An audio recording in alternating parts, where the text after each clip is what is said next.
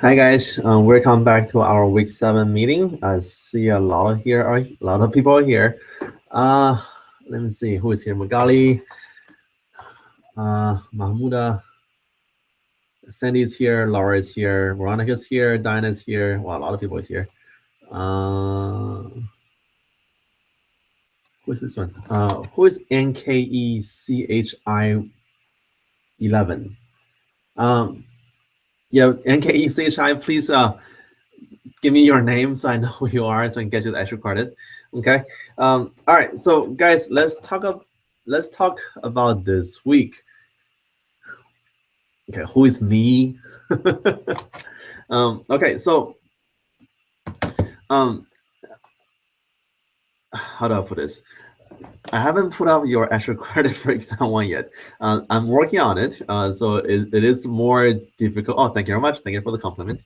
So it is more difficult than I expected, but it's coming. So I promise you by end of the week, so by end of tomorrow, once you check on your Canvas, the grade on Canvas, it will show your exam 1 grade with the extra credit. So those will be on there. Now, for this week, your extra credit will be added to your exam 2. So that will be coming up, I think about 3 weeks from now. So that's also coming up. So make sure to study for that. Now let's talk about this week materials. So we're going to cover 2 chapters. So chapter 9 and also I believe what chapter 22, 23. I don't remember exactly what the number is, but 2 chapters. So let's go over the PowerPoint first. Let me go to screen sharing.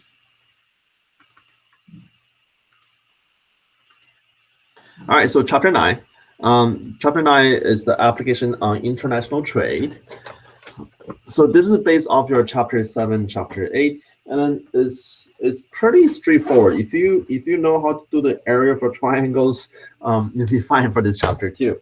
So chapter 9. First, let's look at some definitions. Now, if you remember comparative advantage, this is from chapter 3. So trade is based off comparative advantage. And then whoever have a comparative advantage in the good, they should produce in the good and only produce that good and then trade with other people. So that's your comparative advantage. Now, the first thing we'll learn this chapter is something called a world price. So we're assuming that in the world, so when everybody all trade together, there is only one price for that for the good. So imagine that, let's say for US, let's say we produce T-shirt, and suppose without trade, our domestic price for the price of T-shirt, we can call it, oh, power of the pen. let's say it's $10. So for before trade, every T-shirt we sell in America is $10, and then everybody else, let's say everybody else sell the T-shirt for $20. So the price at home, so PD is $10. And then everybody else in the world sell the T-shirt for $20. Now, if that's the case, what should we do? So, which means if your domestic price is lower than world price, we should export the good, right? Because that means whatever we produce over here at home, our good is cheaper. So we can export the good to everybody else and make some more profit. Now, vice versa, if your domestic price is more than world price. So imagine that the world price is not 20 and the world price is actually $5, then we shouldn't export the good anymore because our price is too high. And in this case, we should import the good because everybody else does it cheaper. Okay, so remember, when the domestic price is lower than world price, we're going to export the good. When the domestic price is more than world price, we should import the good. Okay, all right, let me keep going. And then again, know what's a price taker. Now, if you guys take 2302 next semester, you're gonna learn what's a price taker. Price taker is for anybody who, well, it's a very straightforward definition. Price taker is anybody who take the price. That's a price taker. So what that means if you sell something, and then if you're a very small company or a very small buyer, you don't have any influence over the price. So you take what the price is already set for you. you cannot set your own price. That's called price taker. So in this chapter over here, we're assuming every single company, every single buyer, every single seller, we're all price taker. So you take what the price is already set for you. You cannot set your own price. All right. Now let's look at this example over here. So we have our market for soybeans, and then for this market, our current price is $4 per, I don't know, per pound, I guess. And then we sell 500 pounds of soybeans. And if you remember from chapter 7, chapter 8, this area over here, that's your consumer surplus, and this is your producer surplus, and then the big triangle is your total surplus. All right, so let's suppose we have this world price over here. So our domestic price is at $4, and then the world price is at $6. So the world price is cheaper, and so the world price is more expensive. So when this happens, for our domestic price, we're gonna sell this good to everybody else because we do it cheaper. So in this market, if you see the world price is above your domestic price, we're gonna export this good.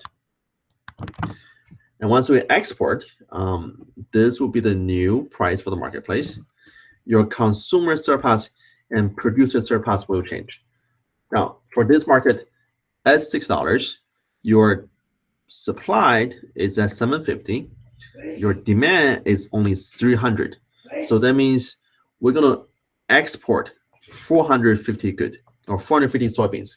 So we produce 750. We only consume 300, so export 450.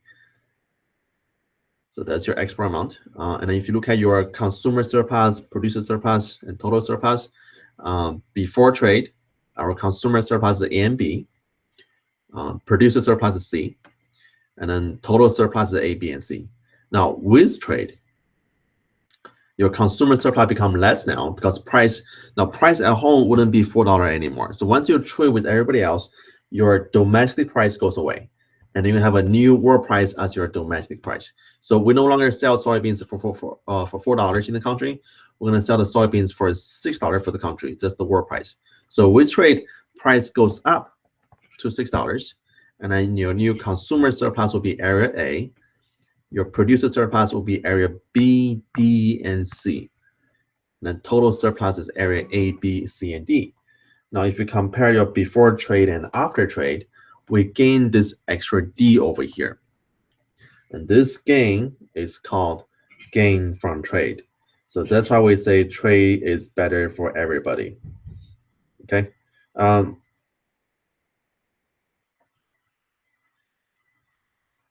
right. Let me see. Okay, so let's move on. So that's gain from trade. That's area D. Now, let's put this over here. So suppose we have this market for TVs, and then before trade, the price is 3,000. And then the world price, so this 3,000 is your domestic price. The world price is 1,500. So the world price is lower than domestic price. That means for this market, we're not going to import, or we're not going to export anymore. We're going to import the good because everybody else does it cheaper. And then the number of import. So we're going to consume, now this is on the demand curve over here. So we're consuming 600 units of TV, but our domestic producers on the supply curve only produce 200 TVs. That means our number of import is equal to 400.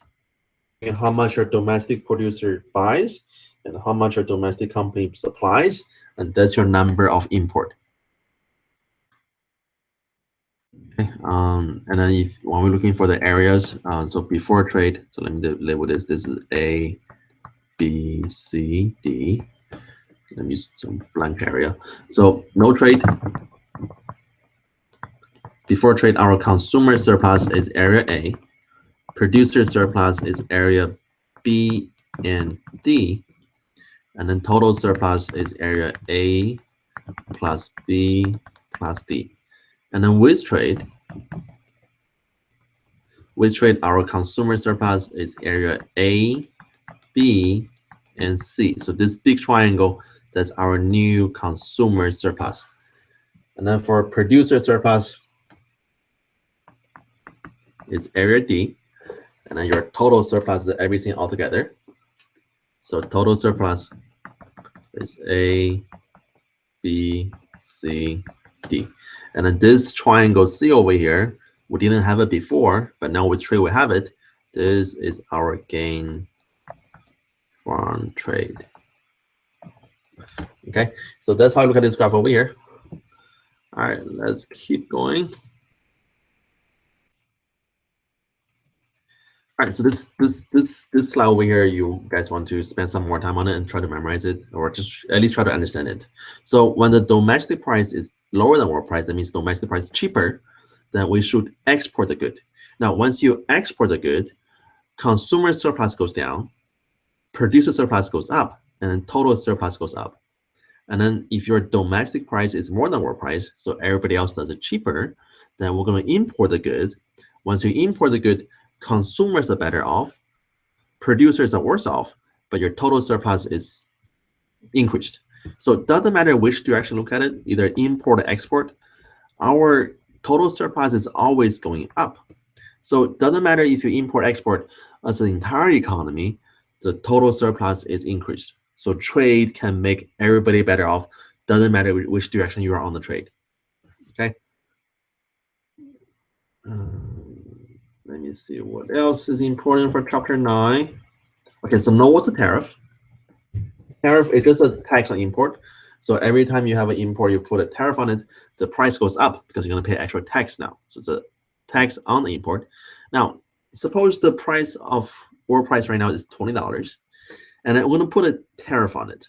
Now, what the tariff does, tariff will increase the price the consumer pays within the market. So currently world price is 20. We put a tariff of $10, and then your new price for the t-shirt will be becoming $30 now. So that will be your world price plus your $10 tariff. That's your new price for the market. So at $30, this will change our consumer surplus and producer surplus. And let's see who's benefiting, who's getting hurt. So again, for this market over here, the world price is 20. And at free trade, so it's no free trade just means no government intervention. So no tariff, no quota. So no government intervention, that's called free trade. And then at free trade, our world price is $20. Domestic demand is 80. Domestic supply at 25. And then we're going to import 55 unit. That's our import. And then once you put a tariff on it, so tariff will increase the price to 30. At $30, our domestic consumption goes down. Because once getting more expensive, price goes up. According to law of demand, we buy less. So price goes up to 30. We buy only 70 units now. And then at the same time, at a higher price, our domestic suppliers, they want to supply more because they can make more money. So at a higher price, domestic suppliers will supply 40 units. And then now your import will just be becoming 30 units. So with a tariff, we're going to increase the price at home. Once the price goes up, our number of import goes down. And then next, let's look at our welfare economics. So see how much is our consumer surplus, our producer surplus, and our total surplus. So with no tariff, so free trade, our consumer surplus is this big triangle over here. So all the way to the red line. So this big triangle, that's our that's our consumer surplus with no tariff. So that will be A, B, C, D, E, F. And then our producer surplus is just area G over here. And then with tariff, your price goes up to 30. And then once at 30, your new consumer surplus is less now. So consumer surplus at $30, your consumer surplus just area A and B. And then producer surplus is increased now. So producer surplus is this triangle over here. So that will be C plus G. Now, government is also collecting some of the tax revenue because remember, tariff is a tax, and that tax is paying to the government. So government is collecting this area E. That's your tax revenue. And then your total surplus is A plus B plus C plus G and plus E. Now, if you notice, something is missing here. What happened to our B and D? This area and this, I'm sorry, B and F. So this area over here, so not D, this would be F. So B and, what a mess. I'm sorry, guys. It's D and F. This is the question over here. So D and F, what happened? We had it before. This was part of our consumer surplus, but now since price goes up, nobody have it anymore. So if you remember from chapter 8, this is called dead weight loss. So it's the inefficiency coming from an import tax. And again, this goes with almost every tax you look at it. If you have a tax, it is very, very inefficient, and this will be called dead weight loss. Okay, so here we go. So D and F, that's your dead weight loss. All right, and then import quota. Quota is very similar to tariff. What it does is try to limit how much our import is. But the difference between tariff and quota is that tariff, the government can collect tax on it. Quota, there is no tax, so government doesn't get anything. And all it does is we just put a limit of how many we can import. So a quota is a hard limit. A tariff is a soft limit, because for a tariff, we can still import more good. It just means at a higher price. But for a quota, you can really put a limit on how much good you can have. And then the thing is, many governments prefer to have a tariff over quota, because even though quota is a hard limit, it's more effective limit. But with a tariff, government get more money, and then everybody love money. So that's why tariff is usually more preferred than quota. Okay. All right. Does anybody have any question at this point right now?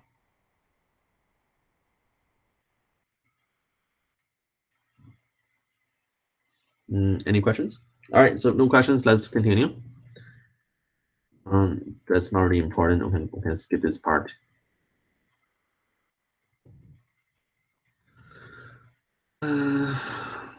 Okay, so this is important. Know what's a NAFTA, and then know what's a WTO. I think these two are on the test.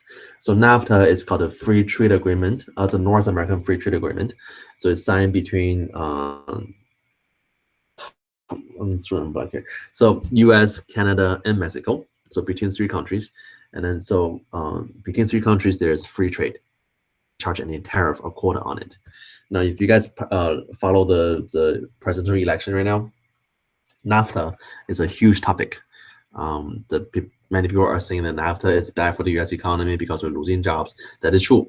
We are losing jobs because of NAFTA. But on the upside is that for our consumers, we can buy more good at a lower price. So for trade, there's always a positive, there's always a negative. So don't just focus on the negative, always also look at the positive, that for our consumers, we can buy more good at a lower price. Okay. All right, so that's it for chapter 9. All right, does anybody have any question about chapter 9? I know that Magali, you want me to go over the number 1 problem in chapter 9. I'm gonna do that after I finish the PowerPoint. Okay. So any other questions? No, any questions? No, no questions. All right, let's do the next chapter.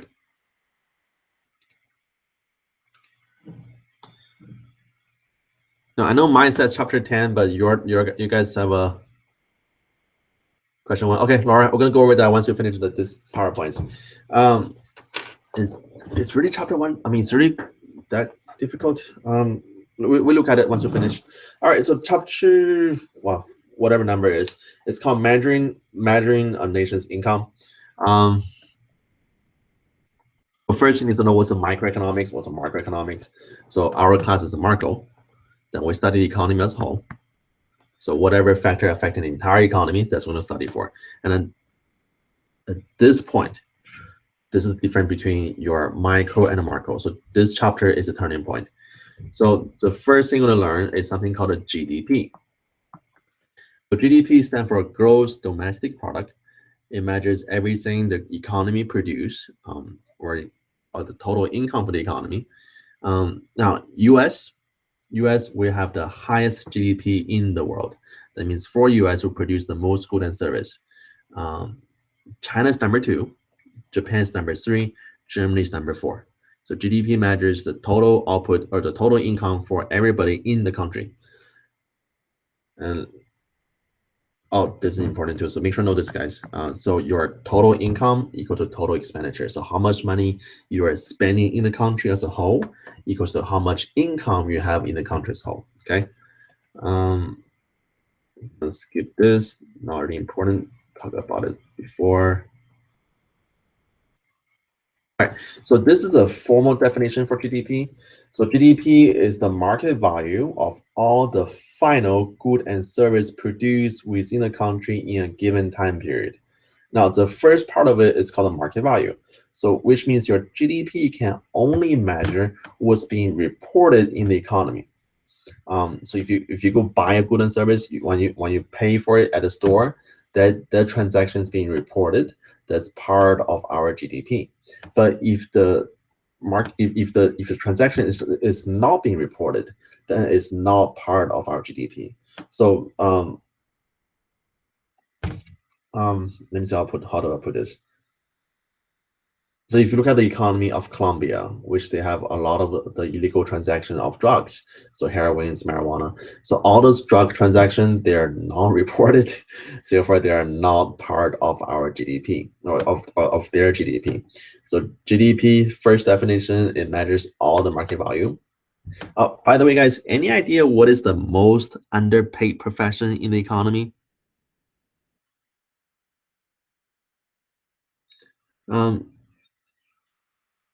Let's do this. So this is something extra for you guys who's here right now. Whoever can be the first person tell me this answer, I will give you 2 extra points on your second test. All right, so come on, guys. So any idea which profession in the economy is the most underpaid profession in the economy? So put your answer in the chat box. See if you can get. Let's see who's the first one to get the answer right. Okay. Let me wait.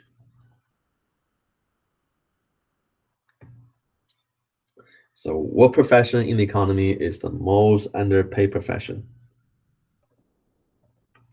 Anybody?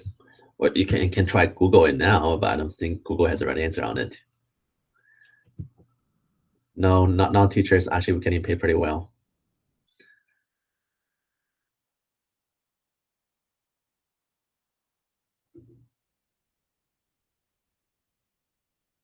Yeah, if you ever go to the central campus, you see my porch park outside. Okay.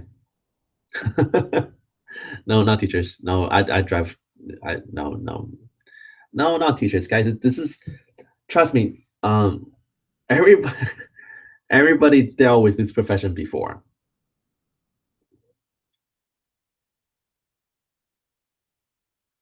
Any idea? No idea. Any other thing you think of besides teachers? Trust me, this profession is very, very low pay. No, lower than, no, the engineer getting paid pretty well.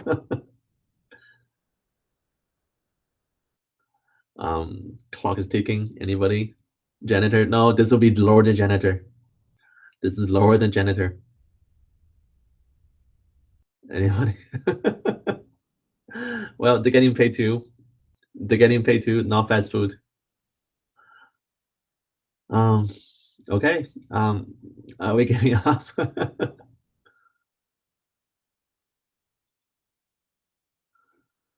All right. Let me tell you the answer. So the profession that's most underpaid, according to this definition over here, they're your moms. We never pay our moms. Well, our mom does everything, right? They cook for us. They take care of us. Do laundries. They clean the food. They clean the rooms. But we never pay our moms. So which means because we don't pay them, they're the most underpaid profession in the economy. That's right. We don't pay our moms, right? And then, guys, really, any idea what it costs you to replace your mom? Oh, that sounds so bad. I'm not saying that you should ask your dad get a stepmom. I'm just saying, like, how much would it pay to hire somebody to do everything your mom does? So you need a full-time cook. You need a full-time nurse. You need a counselor, right? A janitor. So pretty much everything altogether.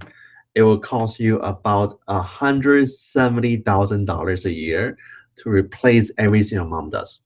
So we don't pay them at all. Therefore, moms are the most underpaid profession in the economy. All right, so when you guys go home tonight, say thank you to your mom. Okay, you cannot say thank you enough. All right. So the first part of the definition for GDP is that this is the market value. The second part of it is that for the GDP, it only calculates the final good and service. Now, what the word final means, there's a difference between the final good and the intermediate good. Now, final good is intended for end user. So whenever a person is ready to use the good for their own purpose, we call this the final good. And the intermediate good is anything that's not finished yet. We're going to use it as a component in the production of other good. And then let's think about a paper. So if you buy the printer papers, will those be final good or intermediate good? Now, guys, when I say papers, let me show you what I mean by papers. This papers, this paper. So the printer papers. So would this be final good or intermediate good? Any idea? Let me just go back to screen sharing.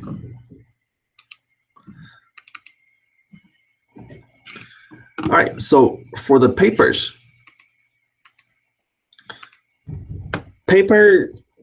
well, it depends, but so it's not always intermediate good. It depends on who uses it. If we use it, we intend to put in the printer and then make for our own good. That will be for a final good.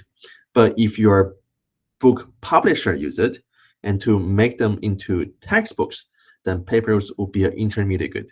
So almost for every good you buy, it all depends on who buy it. So if the customer buy it, that's a final good.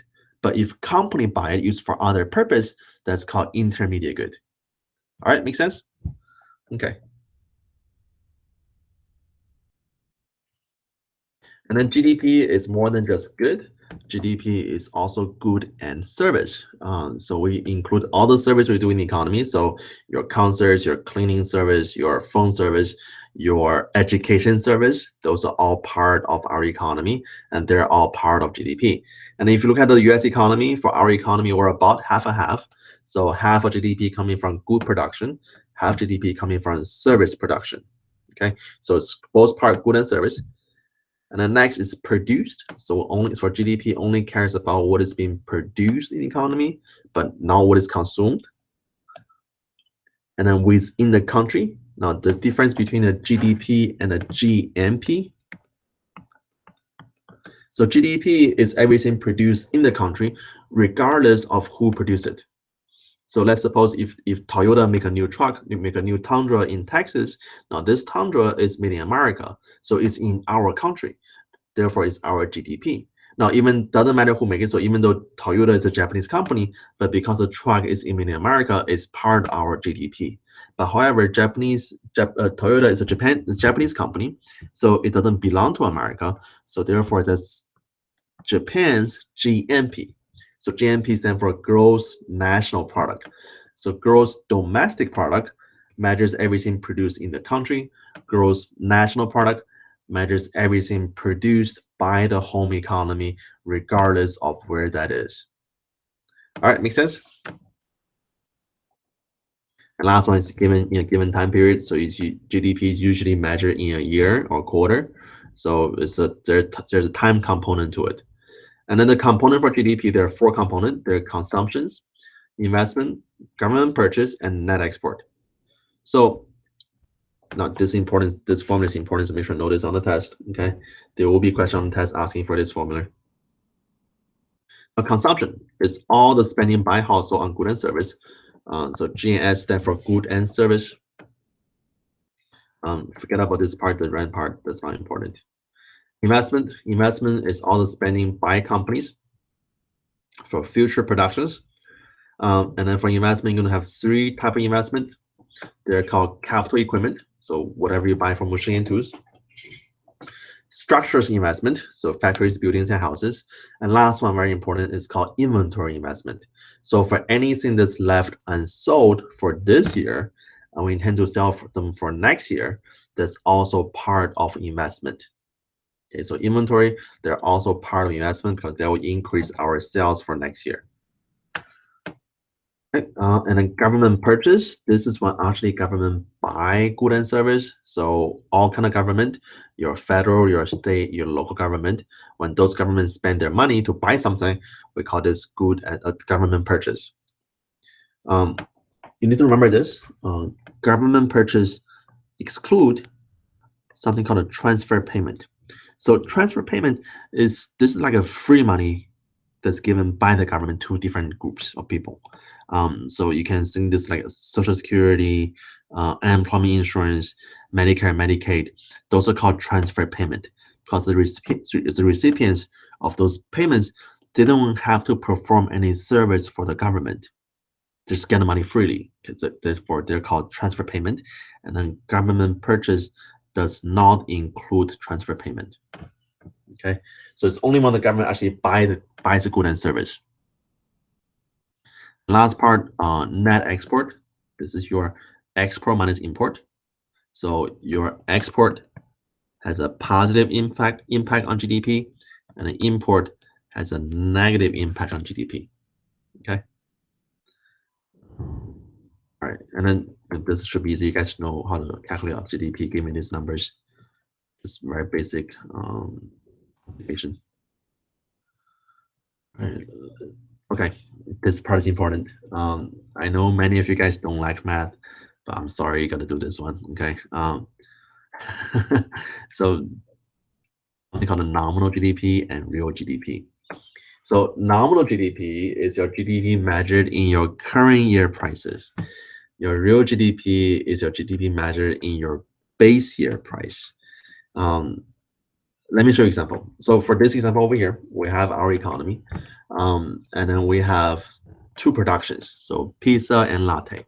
And then there's 3 years, so 2011, 2012, and 2013.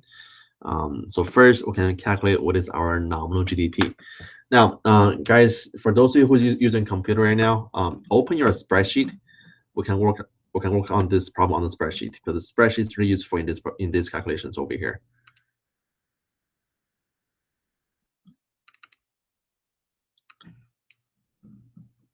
That was this slide. All right, so first let's put the numbers into our spreadsheet.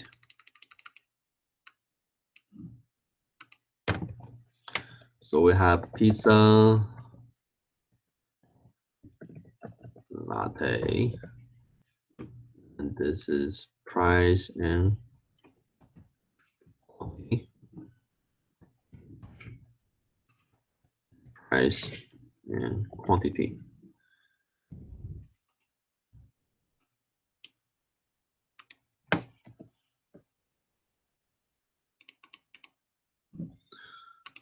All right, 2011. Oh, that's not good. 2011, 2012, 2013. All right, $10, $11, yeah, guys, when you do your homework and also your quizzes, you should also use spreadsheet to calculate everything for you. Because really, spreadsheet, Excel is like a giant calculator. It does all the calculation for you. It's more convenient and also more precise, accurate than your calculator.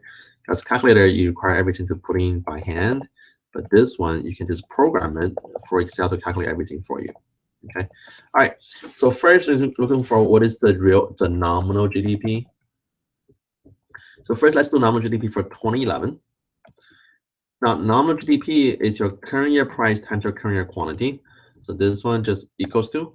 So for pizza, the price is $10 for 2011. Quantity is 400. And then plus the price for latte is $2. Quantity is at 1,000. And then enter. So the answer is 6,000. So our nominal GDP for 2011 is 6,000. And next, let's look for our nominal GDP for 2012. And this equals to your $11 times 500, that's your quantity, plus 2.5 times 1100. It's 8250. And then last one for nominal GDP for 2013. All right, let me show you a shortcut. Now, the benefit of Excel is that once you put a formula into Excel, Excel memorizes the formula, and then you can copy and paste the formula. So the formula between 2012 and 2011 and 2013 is all the same formula.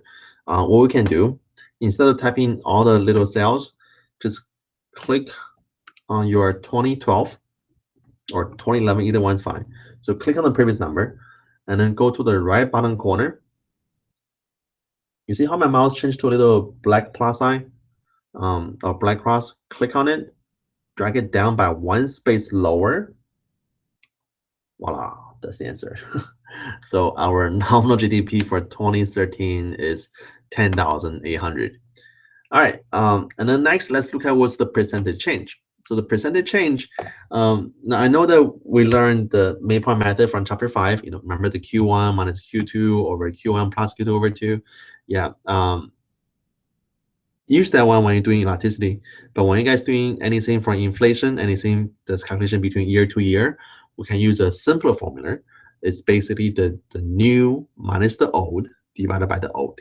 So for this percentage change, this would be your new, which is the 8250, minus the old of 6,000, and then don't forget a parenthesis.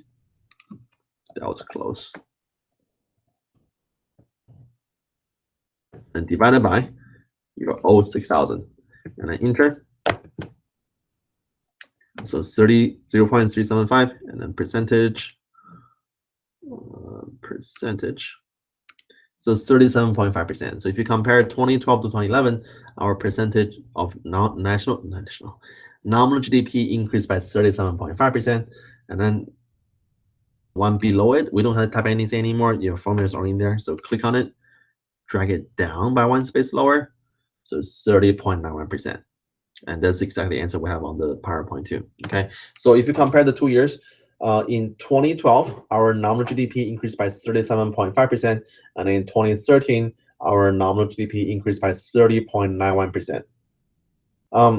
Now, nominal GDP is not very useful when we try to determine how good the economy is, because if you look at this increase over here, now remember, to define how rich or how poor economy is, we don't want to know how much money you have.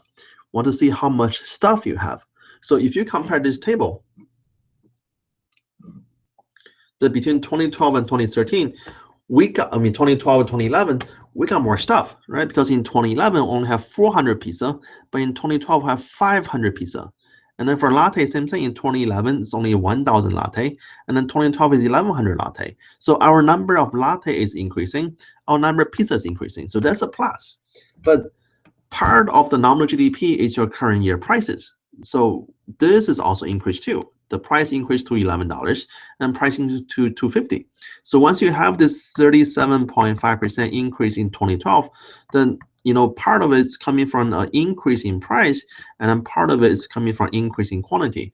We don't care about this part, at least for now. Now, once you do inflation, this part comes handy. But before inflation, if you just want to compare how good the economy is, we care about this part over here. So how to find out what is the percentage change in quantity. And then we can use our real GDP to isolate the effect of price, and it only shows the effect of quantity. So the real GDP, the formula for it, then we're going to use our, let me write it down. So the real GDP, so real GDP equals to your current quantity times your base year price. So given your base year, so in this question, 2011 is the base year, then we're going to use the base year price to find out the real GDP for all 3 years. So let me go back to my spreadsheet. All right, so real GDP for 2011.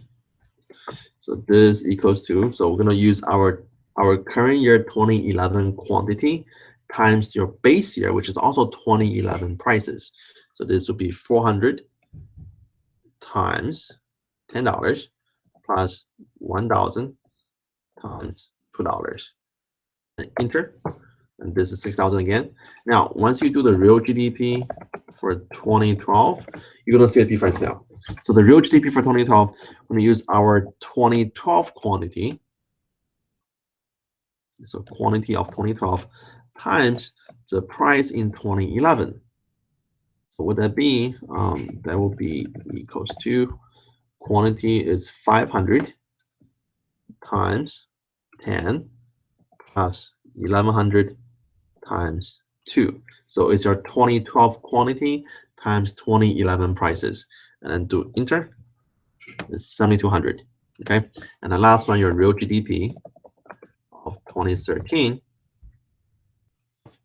goes to your 2013 quantity, so 600 times again your 2011 prices. So this price never changed. What only changes your quantity. And then plus 1,200 times 2. So it's always the same 2011 prices times different year quantities, and then press enter. Your answer is 8,400. Now you can try to use the drag it down method, but let me show you what's going to happen. So if I drag it down from now, from this point, my answer will be different. So see what happens? The answer, no, this will be the wrong answer. That's your nominal GDP. So what you want to do, if you want to still do the shortcut and drag it down, we need to tell Excel that this prices, don't move this, move our quantity and keep the price the same. So what you can do, we're going to put a $sign in front of B, $sign in front of 3, and then $sign in front of the, there will be E, and $sign in front of 3. And then enter. And then now if you drag it down, you will have the same answer. Well, the same answer. This looks funny. This is not the same. Oh, stupid. I'm sorry, guys. Shouldn't be D. This shouldn't be E. It should be D. Here. $sign in front of D, $sign in front of 3. Now let's drag it down. It should be correct now. There we go. Okay. So this is your real GDP in 2011, 2012, 2013.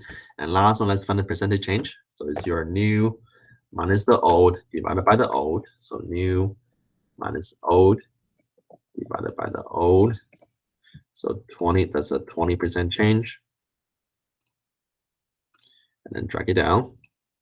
16.67% change. Okay. So that's how you find out the percentage change and then your real GDP. All right, does anybody have any question right now?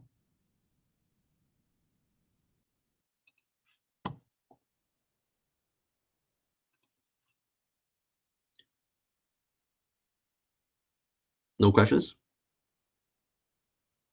All right, if no question, let's continue. So we're almost finished with 20 or 20 this chapter. All right, last formula is something called a GDP deflator. So it's your 100 times nominal GDP over real GDP. Now remember, your nominal GDP has both the price change and then quantity change. Your real GDP only have the quantity change. So if you use this one, nominal GDP divided by real GDP, the quantity change cancel out, and then what you left over is your price change. So another use for GDP deflator is to find out what the price change is. And then for this price change, we'll call something very important. It's called inflation. So GDP deflator is one method to find out what's the inflation in the economy. We did before. So let's try this. So GDP deflator for 2011. So nominal GDP divided by real GDP, that's 100. And then for 2012 is 114.6. For 2013 is 128.6. So remember, it's your nominal GDP divided by real GDP. And then to find the GDP, your inflation, find the difference between each level. So remember the new minus the old divided by the old. That's your inflation. Okay, so guys, let's go back to our spreadsheet. Let's find out what our GDP deflator is. Okay, so GDP deflator for 2011, GDP deflator for 2012, GDP deflator for 2013. All right, so this equals to nominal divided by real 100, or just do, yeah, times 100.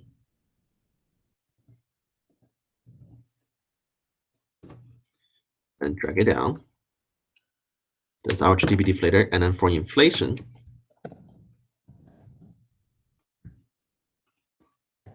inflation is your 2012, well, new minus old divided by old. So new is 114 minus old 100 divided by 100. Percentage.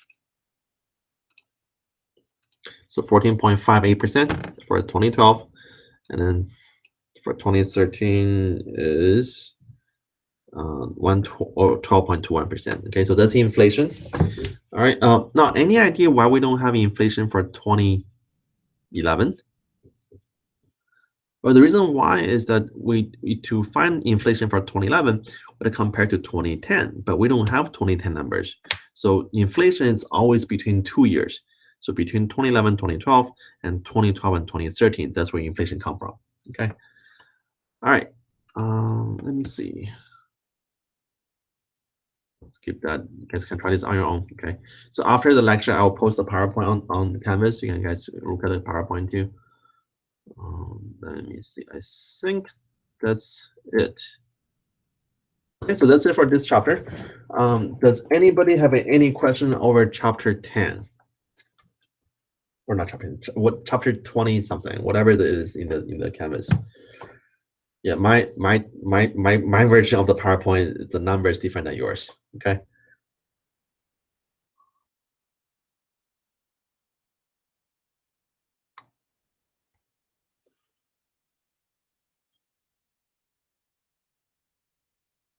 All right. So guys, if no questions, let's talk about the number 1 problem on chapter 9, Aplia. So let me look at Aplia.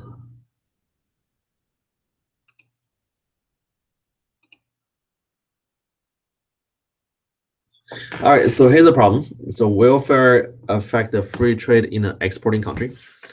So consider the Honduran market for soybeans. The following graph shows the domestic demand and domestic supply curve for soybeans in Honduras. Suppose Honduran government currently does not allow international trade for soybeans. So use the black point to indicate equilibrium price of a ton of soybean and equilibrium quantity of soybean in Honduras in the absence of free trade. So with no trade, continue my session. With no trade, the equilibrium price and quantity will be at the intersection. So price will be 310, and then quantity will be 175. And then consumer surplus will be the top triangle over here. So below the demand curve, above the price line, that's our consumer surplus. So this goes over here, drag it down, and drag it down. And then the producer surplus will be the lower triangle. So this is your producer surplus.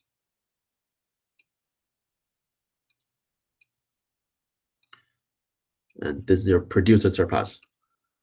Okay, so based on the previous graph, the total surplus in the absence of international trade is how much? So total surplus is this big triangle over here. So I'm gonna do just find the area for triangle. Let me use my spreadsheet.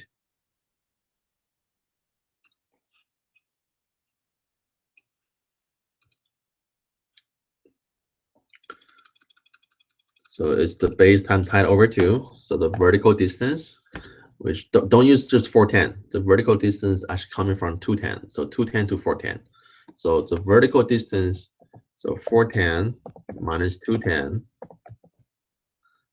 times the horizontal distance, which is 0 to 75. So 175 divided by 2.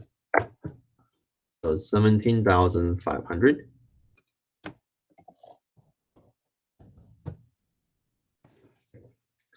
All right, so that's the first part. And the second part, the following graph shows the same domestic demand supply curve for soybeans in Honduras.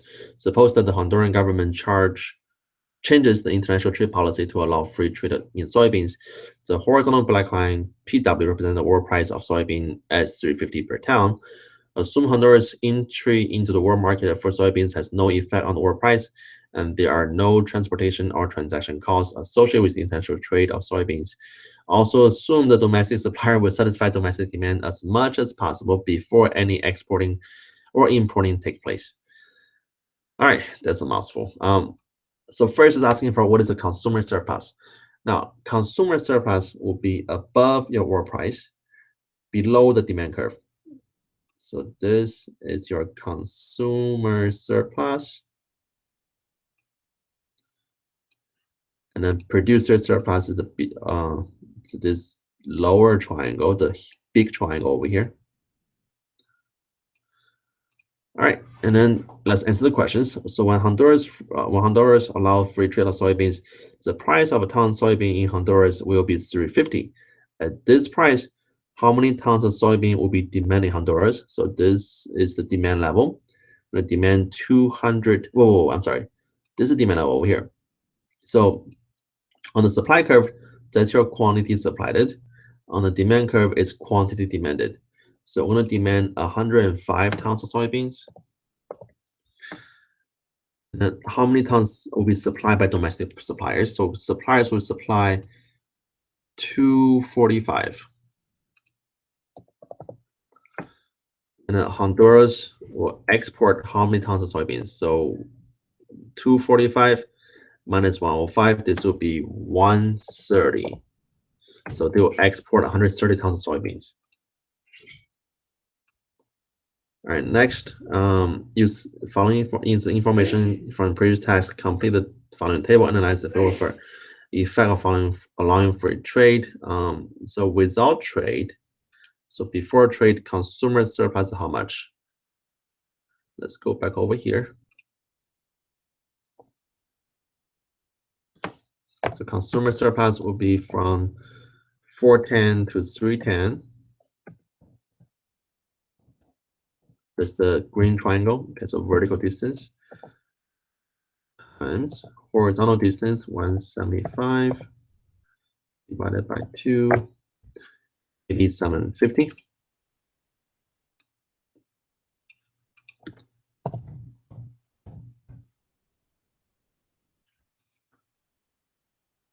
And then for producer surplus, I think might be the same answer.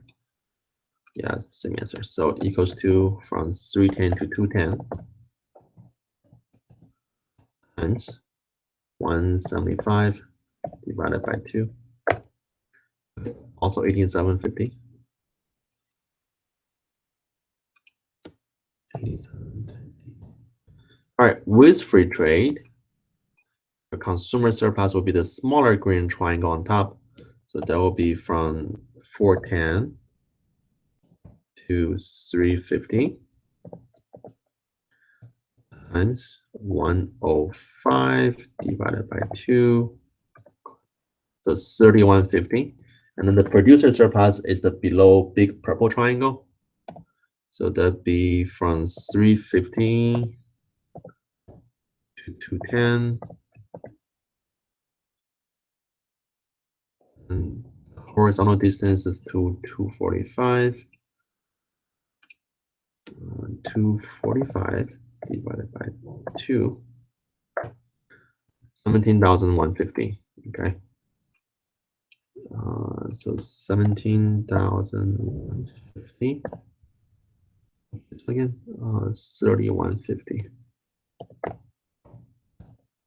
All right, so when Honduras allow free trade, the country's consumer surplus, so with free trade, consumer surplus decrease. So consumer surplus decrease by how many? Let's put it over here. So equal sign 8750 minus your 3150. So 5600. And then producer surplus, now producer surplus is increasing. It's from 8750 to 17,150. So this is increase. So minus 8,400.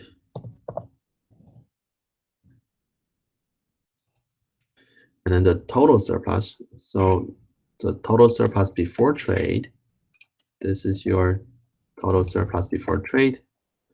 And this is your total surplus after trade. So total surplus also increased. So gain, the difference between the two, so 20,300 minus 17,500. So gains 2,800. All right, so let's grid it now. Oh man, we got something wrong. Oh, I see what's happening now. Yeah, guys, you know what? You're right. Yeah, see, I have the right answer, but the system's graded wrong. That's not cool. Okay. And then all the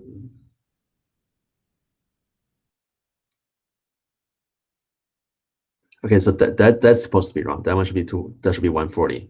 Okay, so that one is actually wrong.